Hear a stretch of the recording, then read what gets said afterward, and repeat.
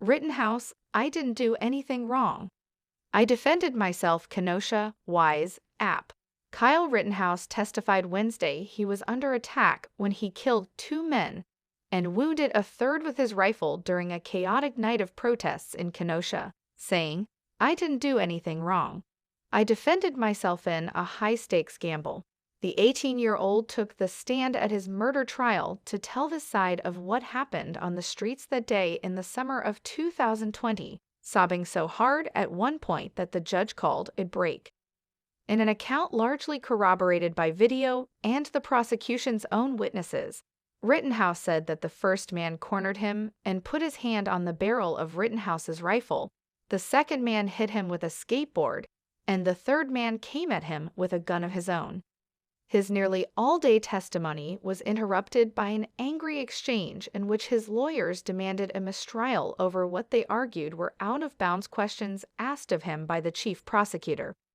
The judge, though plainly mad at the prosecutor, did not immediately rule on the request, and later in the day, he instructed the jury to expect closing arguments early next week.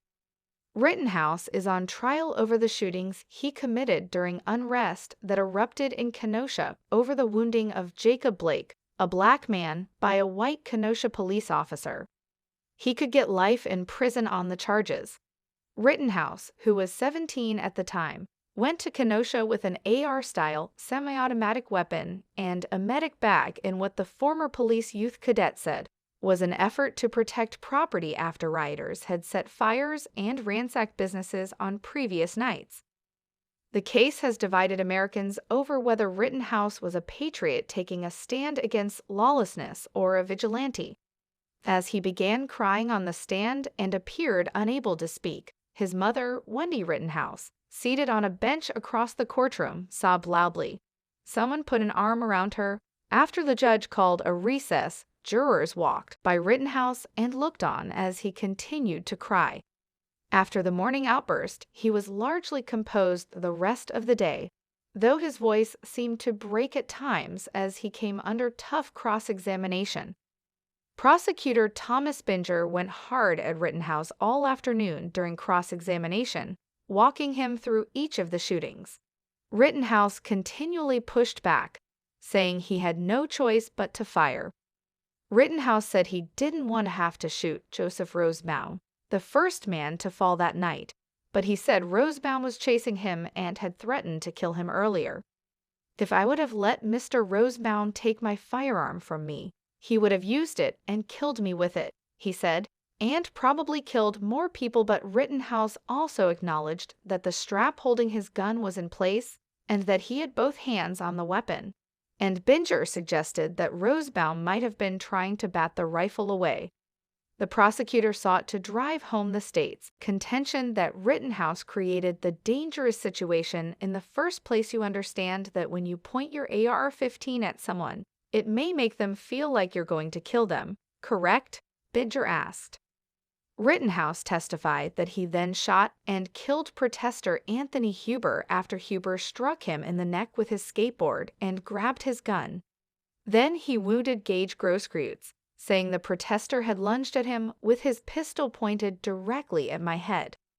Rittenhouse's decision to testify carried risks, including the possibility of fierce cross-examination, and some legal experts expressed doubt about the need to put him on the stand, given that some of the prosecution's own witnesses have already bolstered his claim of self-defense.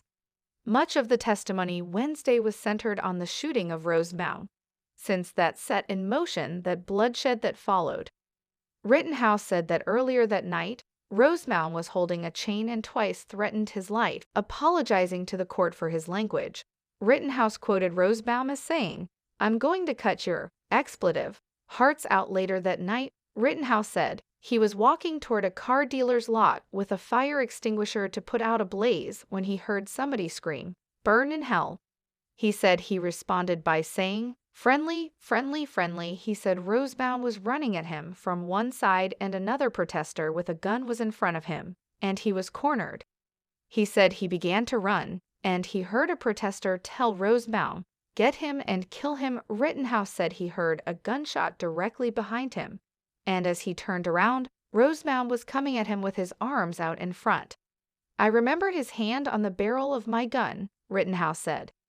He also said he thought the object Rosenbaum threw during the chase, a plastic hospital bag, was the chain he had seen earlier. Asked by his lawyer why he didn't keep running away from Rosenbaum, Rittenhouse said, "There was no space for me to continue to run to." During cross-examination, Binger asked Rittenhouse about whether it was appropriate to use deadly force to protect property, and also posed questions about the defendant's silence after his arrest. At that, the jury was ushered out of the room, and Circuit Judge Bruce Schroeder loudly and angrily accused Binger of pursuing an improper line of questioning and trying to introduce testimony that the judge earlier said he was inclined to prohibit.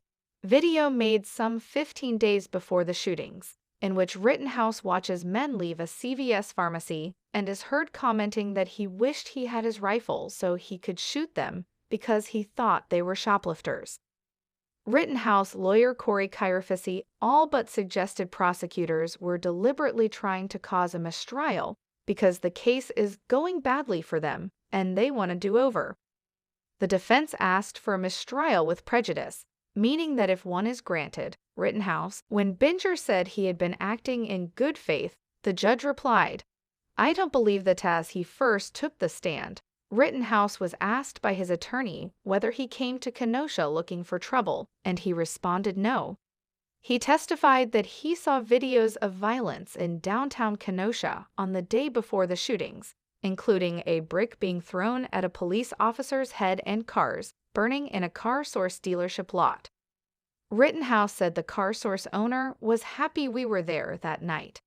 This story has been corrected to show that it was the defense attorney, not the judge, who suggested the prosecutor was trying to cause a mistrial and to fix the spelling of Chirafisi's last name.